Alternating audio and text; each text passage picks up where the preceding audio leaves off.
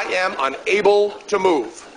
I am locked in the standard stand-up comedian position. I have only comedy to protect me. To show you how important it is for stand-up comedians to get big laughs, I'm going to perform a comedy monologue. It's made up of jokes, fine jokes, written by a professional comedy writer. Alexi, if you'd be kind enough, I'd like you to listen to every joke, judge the reaction of the audience, your own reaction, and then Teller will make me feel what a comedian would feel if the joke went over the same way. Now, we hope that this demonstration of the Iron Comedian will give you a new respect for the brave men and women who suffer to make you laugh. Ladies and gentlemen, from the US of A, let's welcome a very funny man, Mr. Penn. Thank you! Thank you so much!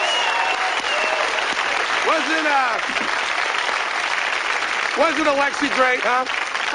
My name is Penn, as you said, and I want to tell you that it's great to be in a country where the only place you can find crack is between your butt cheeks. Yeah, I'm from the USA, the country that won the Cold War, but hey, you guys did your bit. You won the Cod War. Yeah. While we dealt with communism, you dealt with the threat of fish taking over the West. Thanks for that. We're still waiting for the movie to come out about the Cod War, though. What's it going to be called? Good Morning, Iceland. Since I arrived here in Britain, I feel like I've been studying a whole new culture. You know, the Eskimos, the Inuits of North America, have 24 different words for snow because it's such an important part of their culture. Well, I've only been over here a few weeks, and I've already discovered that you have at least 47 different words for masturbation. Okay, a little bit of a laugh. You like that? Well, I guess I'll just toss off another one then.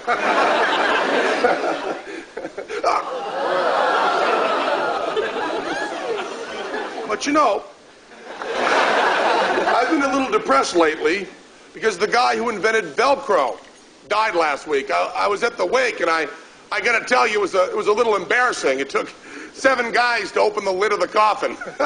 Made a great noise, though. You know, like because of the Velcro, would be oh.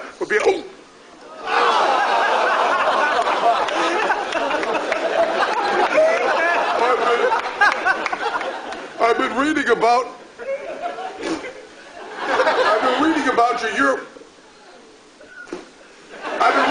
your European community, you know, melding 12 countries into one.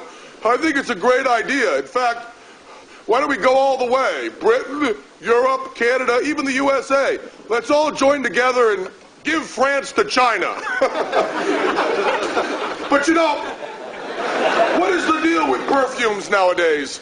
Why is it that every 2-bit celebrity has to have their own personal fragrance? I read that Shirley MacLaine has a fragrance coming out called Regression. Makes you smell like you did in a past life. Okay, thank you, Alexi. Perfume jokes. Cher has a new perfume coming out called Anesthetic. Anesthetic for Shirley. Because, you know, because she has a lot of surgery.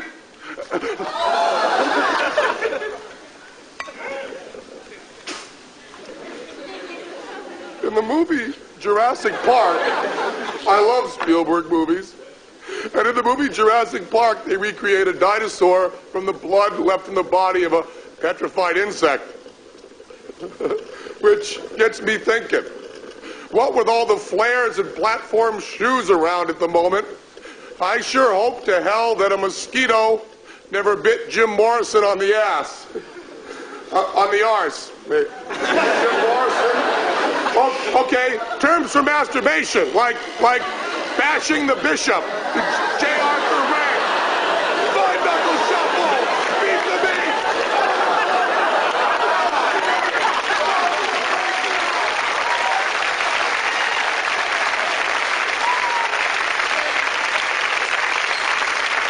And now, my friends, is what it feels like to bomb. Thank you so much, Alexi. You showed no mercy, but you were fair. You were fair, and that's what matters.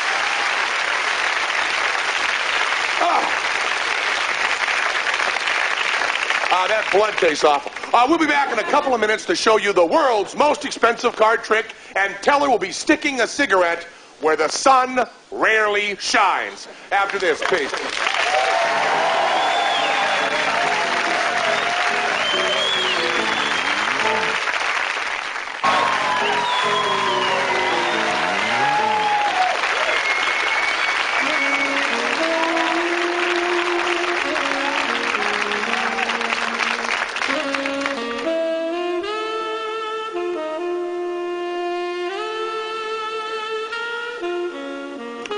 Looks simple, doesn't it? But when you're watching a sleight of hand master, like my partner Teller, even the simplest action may be a complex deception. Let's watch that again. Is he really throwing down his cigarette? Is he really crushing it out? Is he really adjusting his hat? Is he really taking a cigarette out of the pack?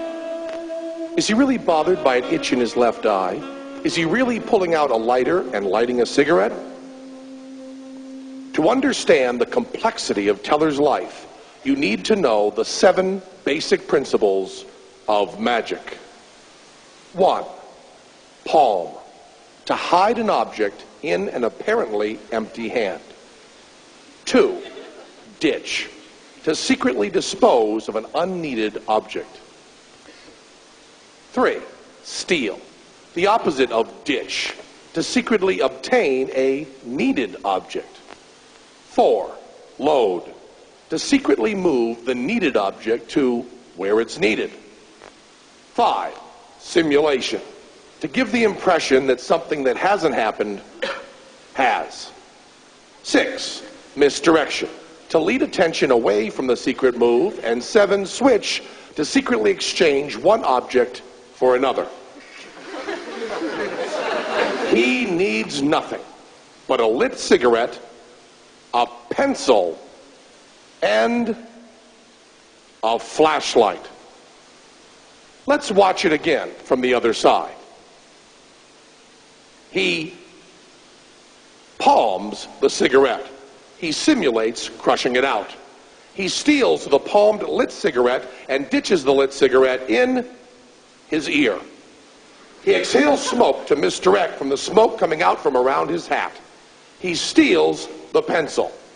He simulates taking the pencil, which is simulating a cigarette, out of the non-existent cigarette pack and putting the simulated cigarette in his mouth.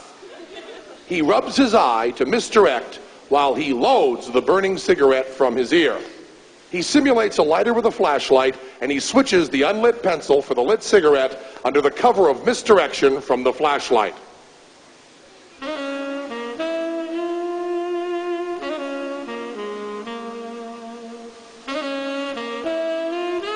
Palm, simulation, steal, ditch, misdirection, steal, simulation, misdirection, load, simulation, switch, misdirection.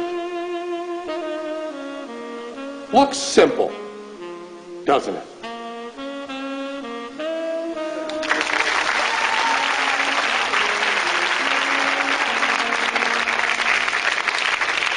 I'm still Penn, but now I am in Piccadilly Circus in the center of London. Teller is still back in the studio, and we're going to do the world's most expensive card trick. 50,000 pounds to find one selected card.